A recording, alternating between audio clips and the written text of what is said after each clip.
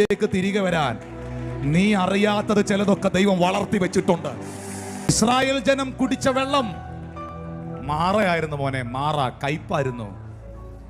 ആ കയ്പേറിയ വെള്ളം കുടിച്ച് തീർന്നു പോകേണ്ട തന്റെ ജനതയെ രക്ഷിക്കാൻ ദൈവം മോശയോട് പറയുന്നു, നീ ആ വൃക്ഷത്തിന്റെ കൊമ്പ് വെട്ടി വെള്ളത്തിലിടുക. അവിടെയും എത്രയോ വൃക്ഷമെന്നല്ല എഴുതിയിരിക്കുന്നേ. ഇസ്രായേൽ ജനം മിസ്രൈമിൽ നിന്ന് പുറപ്പെടുന്നതിനൊക്കെ മുൻപ് തന്നെ മരുഭൂമിയിലാന്ന് ഓർക്കണം, കേരളത്തിലല്ല.